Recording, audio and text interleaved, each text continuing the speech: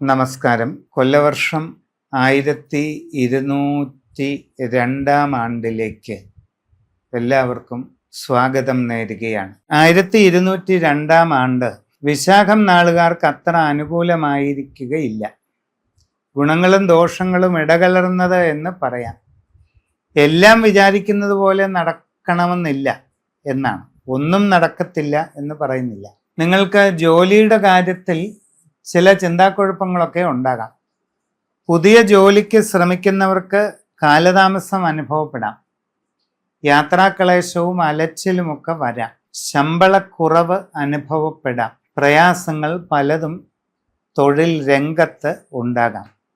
മനസ്സിന് അസ്വസ്ഥതകളും മാനസിക സമ്മർദ്ദങ്ങളും തൊഴിലിടത്തിൽ വന്നേക്കാം. വിവിധ മേഖലകളിൽ സ്വന്തമായി തൊഴിലുകൾ ചെയ്തുകൊണ്ടിരിക്കുന്നവർക്കും അസ്വസ്ഥതയും പ്രയാസങ്ങളും മറ്റ് പലവിധ ക്ലേശങ്ങളും വരാം.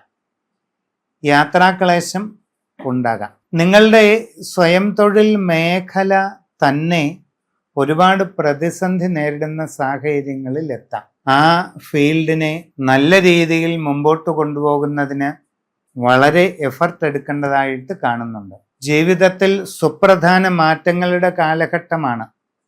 ആലോചിച്ച് പ്രവർത്തിച്ചേ മതിയാവൂ, ഇല്ലെങ്കിൽ നിങ്ങൾക്ക് ബുദ്ധിമുട്ടാകും. കച്ചവടക്കാർ നഷ്ടങ്ങൾ ഒഴിവാക്കാൻ വളരെ ശ്രദ്ധിക്കണം. നിങ്ങളുടെ ബിസിനസ് ലാഭകരമായി തന്നെ തുടരുന്നതിന് നന്നായി പഠിച്ചു പരിശ്രമിച്ച് മുമ്പോട്ട് പോകണം. ബിസിനസ് അളവ് കുറഞ്ഞു പോകാതിരിക്കാൻ പ്രത്യേകം ശ്രദ്ധിക്കുക. ശ്രദ്ധയോടുകൂടി പ്രവർത്തന രംഗം വിപുലീകരിച്ചാൽ മതി. പുതിയ ബിസിനസ് മേഖലകളിൽ ഇറങ്ങുന്നുണ്ടെങ്കിൽ അതിനെപ്പറ്റി നന്നായി പഠിച്ചു മനസ്സിലാക്കി ചെയ്യണം. നിങ്ങളുടെ പ്രവർത്തന രംഗത്ത് അപ്രതീക്ഷിതമായ പല മാറ്റങ്ങളും ഉണ്ടാകും. അതൊക്കെ നല്ലതുപോലെ വിലയിരുത്തി മുമ്പോട്ട് പോവുകയാണ് വേണ്ടത്.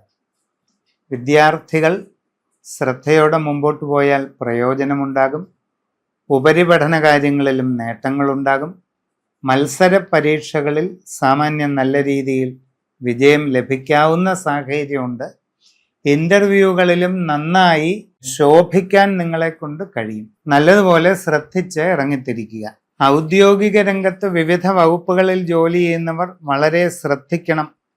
പ്രധാനപ്പെട്ട കാര്യങ്ങളിൽ തീരുമാനമെടുക്കുന്നത് ആലോചിച്ച് വേണം. ഉന്നത നിലയിലിരിക്കുന്നവരുടെ തീരുമാനങ്ങൾ വളരെ ശ്രദ്ധിക്കപ്പെടും. ഗോചരവശാൽ നിങ്ങൾക്ക് പൂർണ്ണമായിട്ടും അനുകൂലമല്ലാത്തത് കൊണ്ട് ഉന്നത സ്ഥാനങ്ങളിൽ ഇരിക്കുന്നവർ സുപ്രധാന തീരുമാനങ്ങൾ എടുക്കുമ്പോൾ വളരെ ആലോചിച്ച് ചിന്തിച്ച് ചെയ്യുക. കലാകായിക രംഗത്തുള്ളവർക്ക് ശ്രദ്ധ വേണം.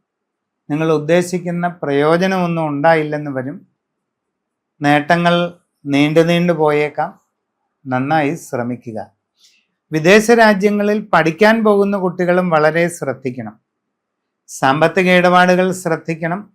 സൂക്ഷ്മതയോടെ ചെയ്യണം. നിങ്ങൾ വിദേശ പഠനത്തിന് തിരഞ്ഞെടുക്കുന്ന വിഷയം ഏതാണെന്ന് വളരെ ആലോചിച്ച് തന്നെ തീരുമാനിക്കണം.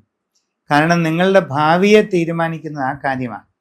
സമയം അത്ര അനുകൂലമല്ലാത്തത് കൊണ്ടാണ് നന്നായി ചിന്തിച്ച് തീരുമാനമെടുക്കാൻ പറയുന്നത്. കുടുംബത്തിൽ ചെറിയ വിഷമങ്ങളൊക്കെ ഉണ്ടാകാം. അതിനെയൊക്കെ തരണം ചെയ്തു പോകാൻ പറ്റും. മനോധൈര്യം നിലനിർത്തുക. ടെൻഷനുകളൊക്കെ കുറയ്ക്കണം.